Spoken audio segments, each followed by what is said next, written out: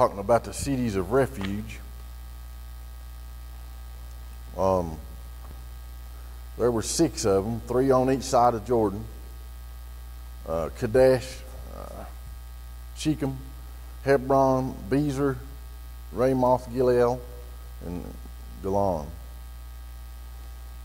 And we'll read for the reasons why these were. It says, when the Lord thy God hath cut off the nations, whose land the Lord thy God giveth thee, and thou succeedest them, and dwellest in their cities, and in their houses, thou shalt separate 3 cities for thee in the midst of my land, thy land, which the Lord thy God giveth thee to possess it. Thou shalt prepare thee a way, and divide the coast of thy land, which the Lord thy God giveth thee to inherit, into 3 parts, that every slayer may flee thither. And this is the case of the slayer which shall flee thither, that he may live. Whoso killeth his neighbor ignorantly, whom he hated not in time past. That be known to us as manslaughter, I guess. As when a man goeth into the wood with his neighbor to hew wood, and his hand fetcheth a stroke with the axe to cut down the tree, and the head slippeth from the helve, and lighteth upon his neighbor that he die. He shall flee unto one of those cities and live. And if you go back into the law, the Torah, the way, the roads and bridges and everything had to be clear. The gates always had to be open. So the cities always had to be open, and the way there had to be clear. So that if these people had to flee, then they could get out of town and get to a place of safety. It says, lest the avenger of blood pursue the slayer, while his heart is hot, and overtake him, because the way is long, and slay him, whereas he was not worthy of death, inasmuch as he hated him not in time past. So you had this person that was a family member, a close family member, and they called them the avenger, blood avengers. And he's saying that these people need to have a place to go, so that while this blood avenger is mad, they'll have a place of refuge and a time to cool off to see what the situation really was, in case this person was to commit actual murder, because that person wasn't guilty of murder. Make sense? All right. I'm glad.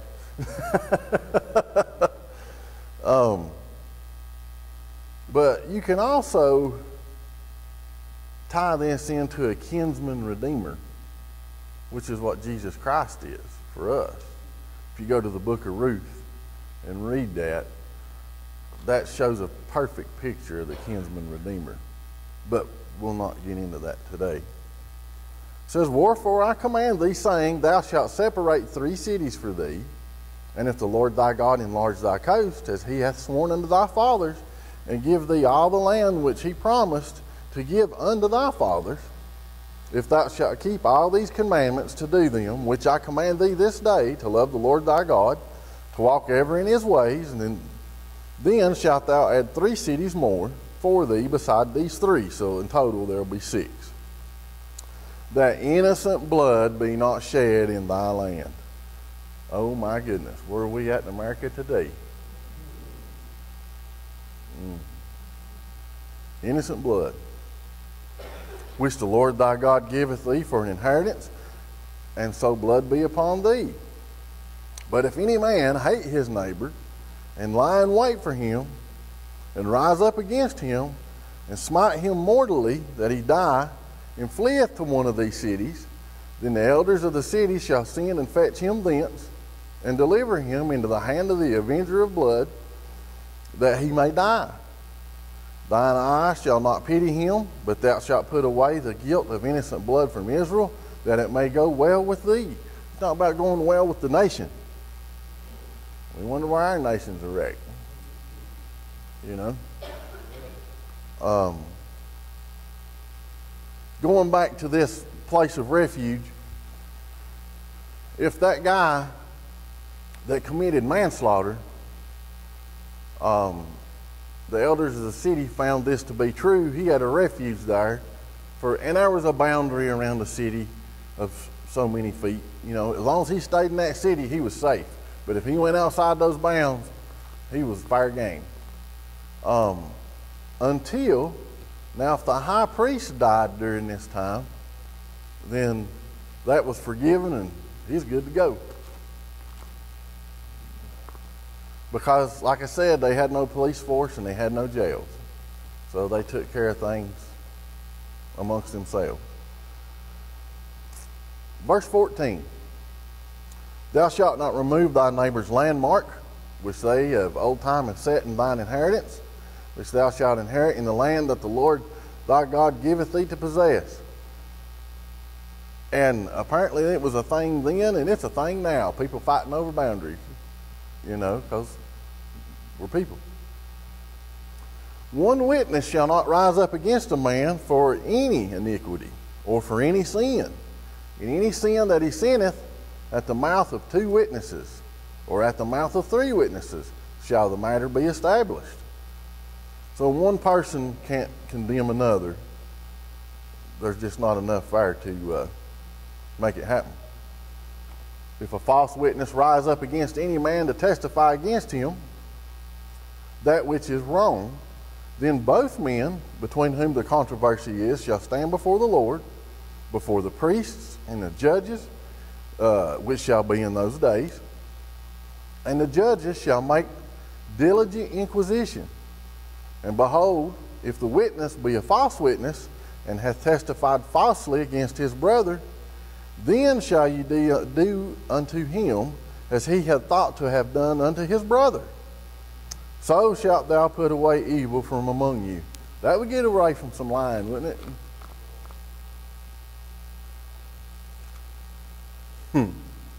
And those which remain shall hear and fear, and shall henceforth commit no more any such evil among you. And there are several instances in there where it says all Israel shall see in fear or hear in fear or whatever. If public executions were more publicized nowadays, it might curb some of those things, you know. Let's see, verse 21. And then eye shall not pity, but life shall go for life, eye for eye, tooth for tooth, hand for hand, and foot for foot. And it goes on in, I believe it's Exodus 21, it says burn for burn, and stripe for stripe, and hurt for hurt. And when you first read this, you think, boy, everybody's going to be blind or crippled or toothless. So, you know, but what it's saying is the punishment should fit the crime.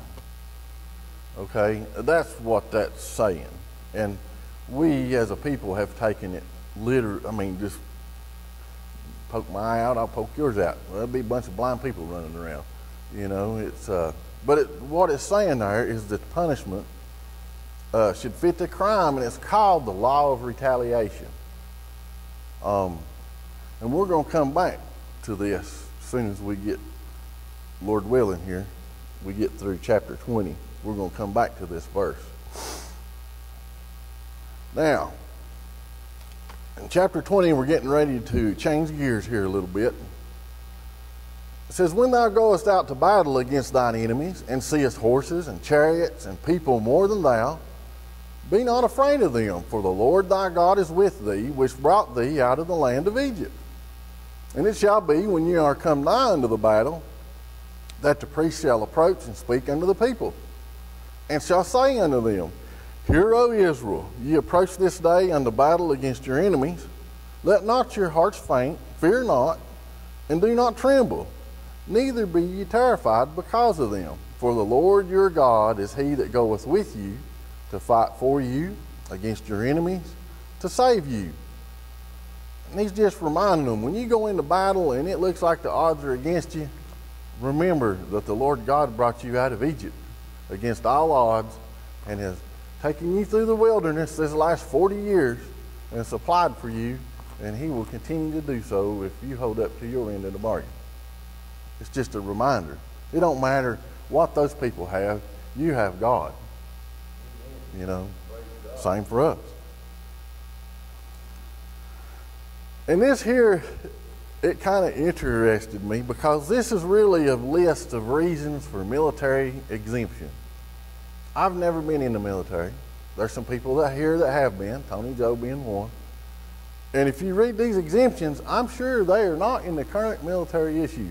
But it's neat. It says, and the officer shall speak unto the people, saying, what man is there that hath built a new house and hath not dedicated it?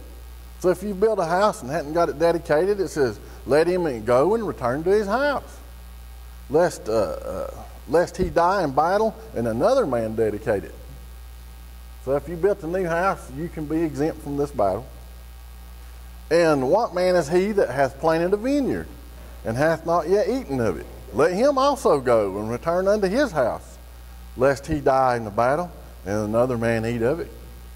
So if you've put out a garden and hadn't gotten anything out of it yet, you could be exempt from this battle. And what man is there that hath betrothed a wife and hath not taken her? Let him go and return unto his house, lest he die in battle and another man take her. So if you're pledged to be married and it hadn't happened yet, you can be exempt.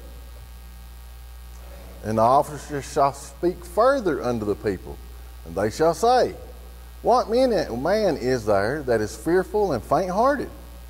Let him go and return unto his house, lest his brethren's heart faint as well as his heart. So if there's any fearful among you, y'all can go to the house, because we don't want that fear spreading.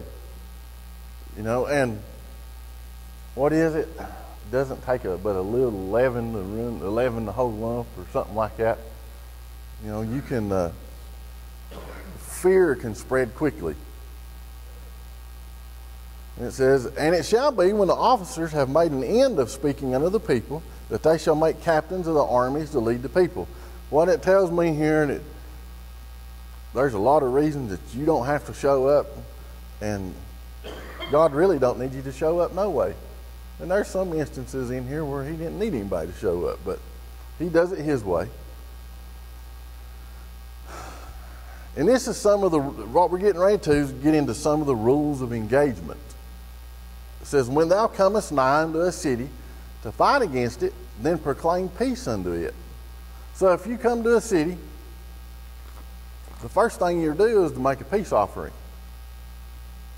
Not attack, but make a peace offering. But there's some exemptions as we get on through here.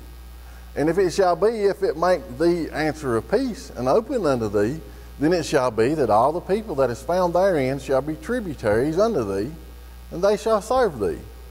So they'll have to pay, these people, if they decide peace, they'll have to pay part of their income to you. And if it will make no peace with thee, but will make war against thee, then thou shalt besiege it.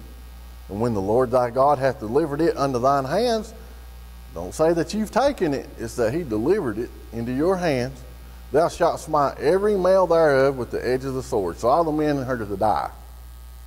But the women and the little ones and the cattle and all that is in the city, even all the spoil thereof, shalt thou take unto thyself, and thou shalt eat the spoil of thine enemies, which the Lord thy God hath given thee. You didn't take it, I gave it to you. Thus shalt thou do not unto all these cities, thus shalt thou do unto all these cities which are very far off from thee. So this is going to happen in the time of Joshua. But which are not of the cities of these nations. But of the cities of these people which the Lord thy God doth give thee for an inheritance, thou shalt save alive nothing that breatheth. You're going to kill everything. But thou shalt utterly destroy them, namely the Hittites, the Amorites, the Canaanites, the Perizzites, the Hivites, the Jebusites, as the Lord thy God hath commanded thee. And that was because, best I can tell by reading, I've read so many commentaries there, and they mostly seem to agree because of the Nephilim, the polluted bloodline is the reason he wants this utterly destroyed. That they teach you not to do after all the abominations that they have done unto their gods, so should ye sin against the Lord your God. Kill them all. Don't leave anything breathing up to this when you get to these cities. Joshua did a pretty good job of that. But when you get into the book of Judges, it was failure after failure after failure after failure that they didn't do what they were told. And if you'll kind of go through Judges and mark on a map all those failures, almost all of those failures are currently a thorn in the side of Israel today. Okay? The Palestinians and all these other Arab nations that's all the time poking at Israel, that's the people that their ancestors failed to annihilate. That's what God wanted, but it didn't happen. And this is so good right here when we get into 19. It says, when thou shalt besiege a city a long time, in making war against it to take it, thou shalt not destroy the trees thereof by forcing an axe against them, for thou mayest eat of them. So if it's a fruit tree, don't cut it down. If you ain't got no sense, don't be cutting on the fruit trees. You know, you can cut other trees, but don't be cutting the fruit trees because you can eat of them. And then, you know, if you read any history of warfare, if there were trees around, they would cut the trees down, make siege engines and ladders or whatnot, machines of war to use against those wild cities. But don't be cutting down my fruit trees. I can, you know, when I get out the weed eater, Dad's telling me don't. I've cut so much stuff down from my weed eater that my dad didn't want to cut down. But heck, if it's green, it's fair game. But I didn't do it intentionally. I was just weed eating. Let's see. May eat of them, and thou shalt not cut them down, for the tree of the field is man's life, to employ them in the siege. Only the trees which thou knowest, that they be not trees for meat. Thou shalt destroy and cut them down, and thou shalt build bulwarks against the city that maketh war with thee, until it be subdued. Apparently they needed a little reminding there, because somewhere along the line somebody's cut down the fruit trees. God says, don't be cutting down my fruit trees. All right. Anybody got any questions or comments so far? Anything? Anybody? Yes, sir.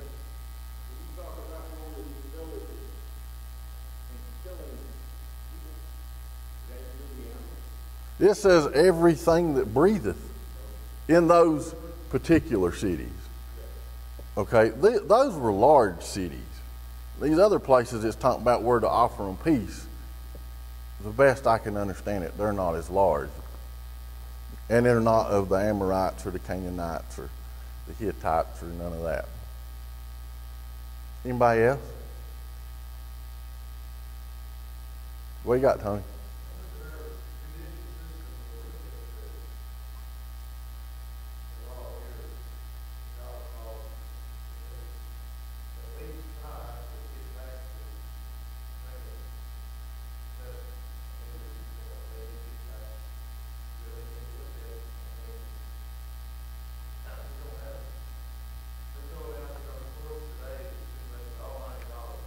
Political, yeah.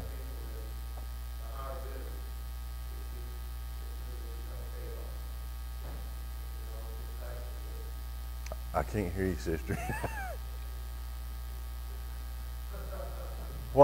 And this is for the people that need it, because they can't hear what Tony's saying. But what Tony's saying is that our current judicial system really needs to look at the laws that the Lord set forth and run the country the way God would have it to be run.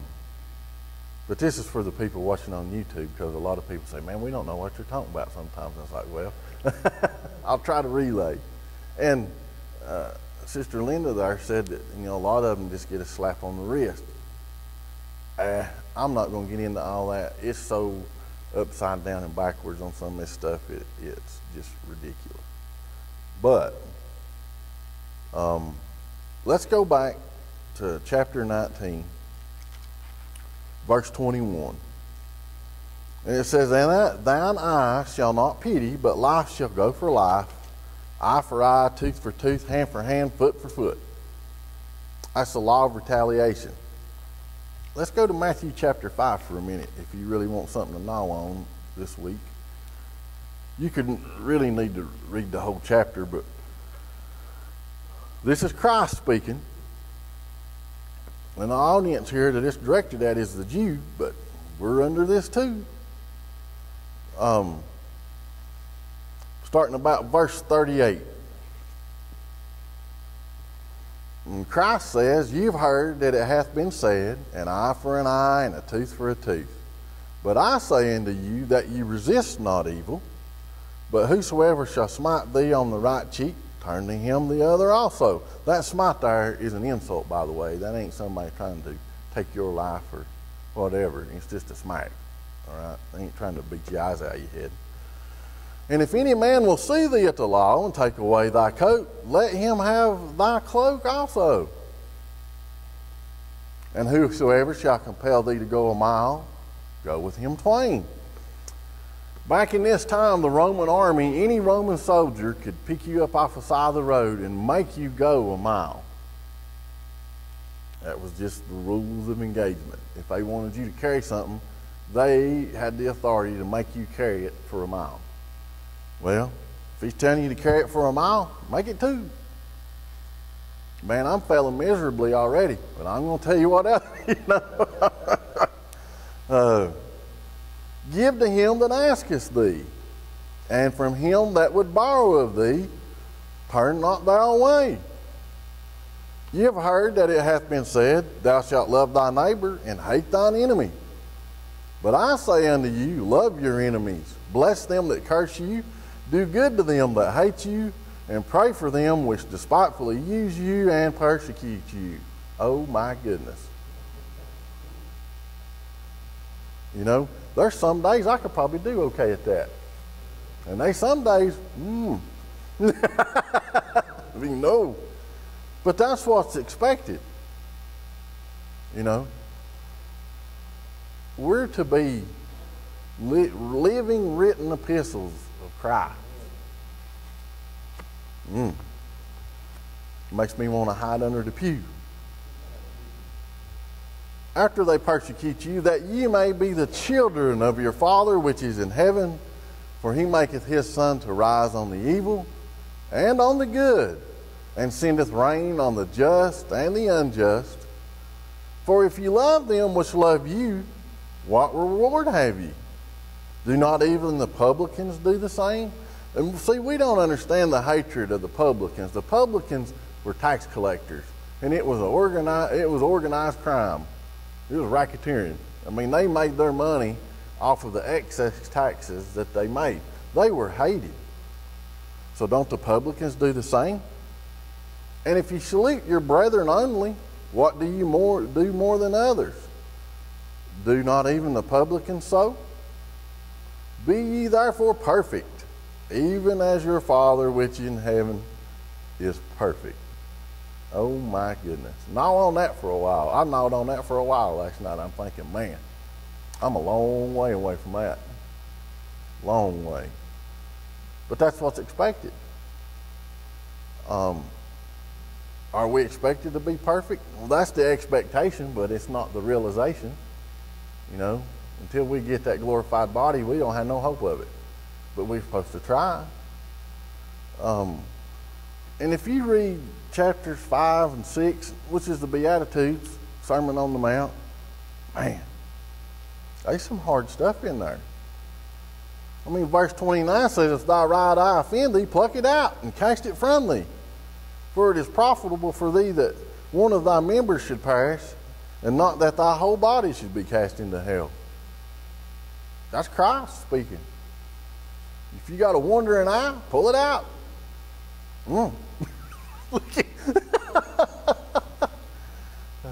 Just saying. I mean, there's some expectation there for us. Do I meet them? No. Much to my shame, I am not there. But, you know, there's a lot of times Jimmy preached a message years ago, and I've never forgot it.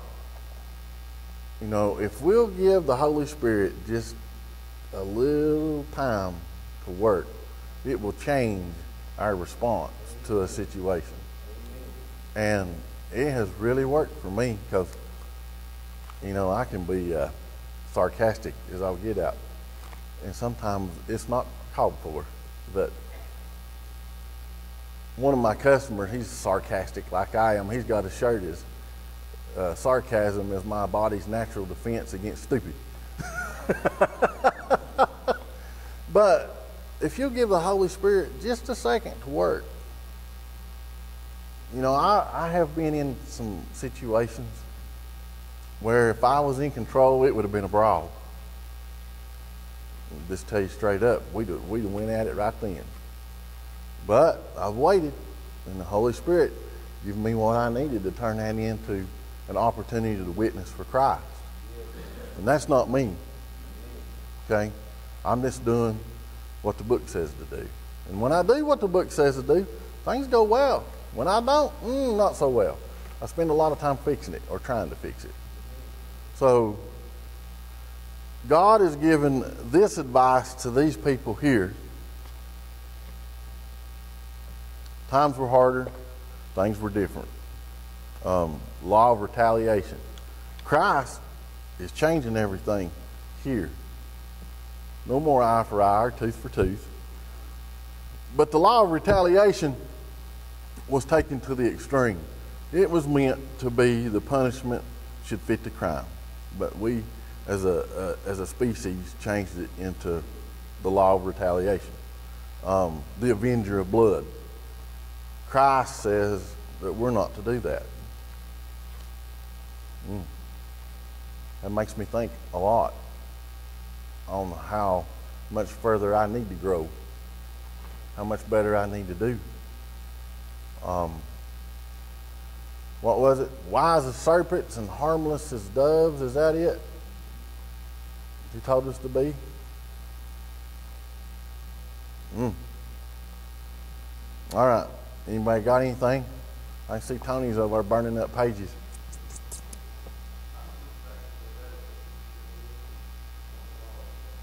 I'm sorry, brother. Yeah. Yeah, Exodus, Leviticus.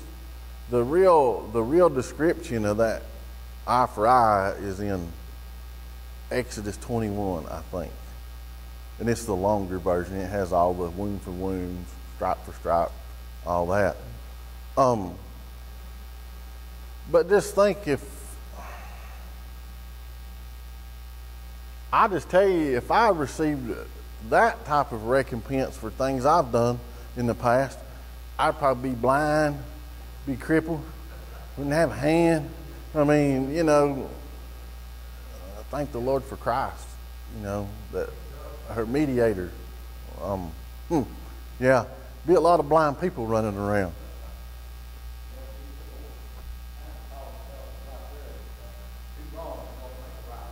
Right.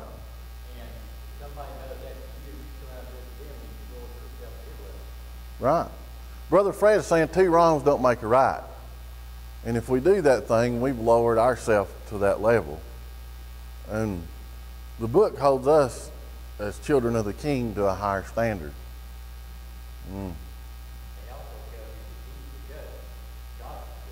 Right.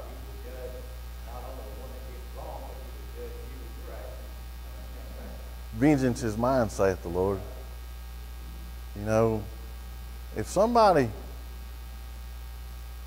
hurt one of y'all and I was present, it may not be good. That's how I normally react to things, unless the good Lord moves, you know.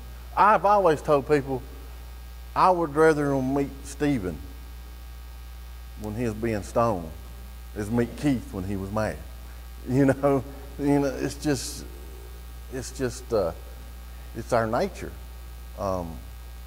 It may not be everybody's nature, and I may have it worse than others. But, you know, I was one of the type people, you hurt me, I'll hurt you permanent. And it's just, you can ask my mama, I had a temper though. It's bad.